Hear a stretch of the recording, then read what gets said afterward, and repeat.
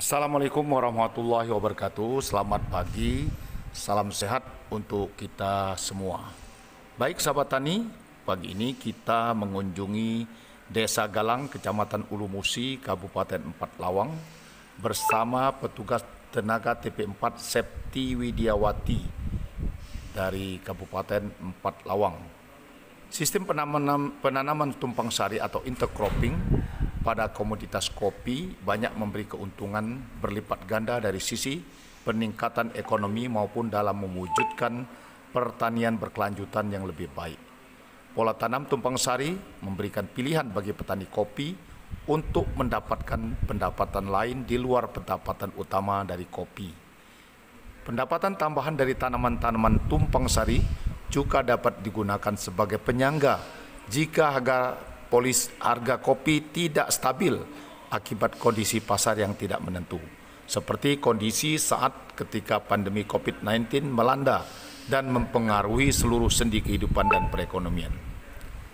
Pak Juliadi adalah petani Desa Galang, Kecamatan Ulu Musi, Kabupaten Empat Lawang, yang memanfaatkan tumpang sari kopinya dengan tanaman lada.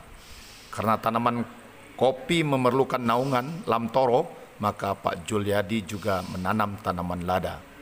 Untuk memenuhi kebutuhan ekonomi keluarga, saat ini dia bersama masyarakat yang tergabung di kelompok Tani Mawar Sari, Desa Galang, Kecamatan Ulu Musi, Kabupaten Empat Lawang, giat menanam tanaman kopi yang tumpang sari dengan lada karena harganya cukup tinggi. Bahkan ada juga anggota kelompoknya menanam tanaman durian, alpukat sebagai tanaman sela di kebun kopinya.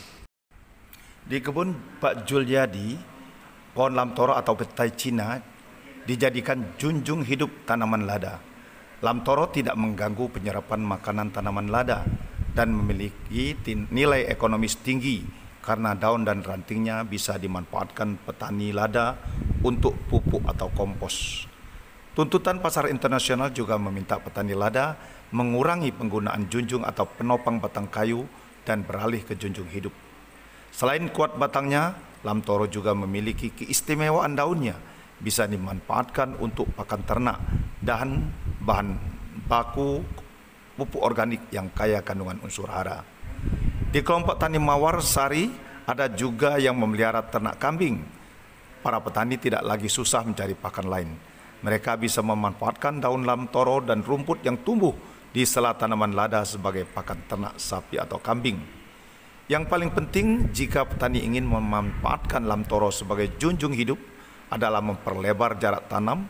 Jika menggunakan junjung hidup menggunakan ukuran standar 4x4 meter, namun dengan lamtoro minimal 4x5 meter agar pohon junjung tidak berebut makanan dengan tanaman lain.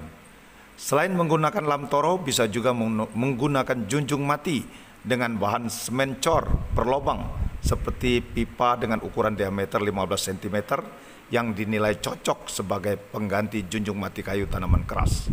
Sistem cor ini juga cocok, namun membutuhkan biaya modal cukup tinggi karena harga semen dan besi cor di pasaran sangat tinggi.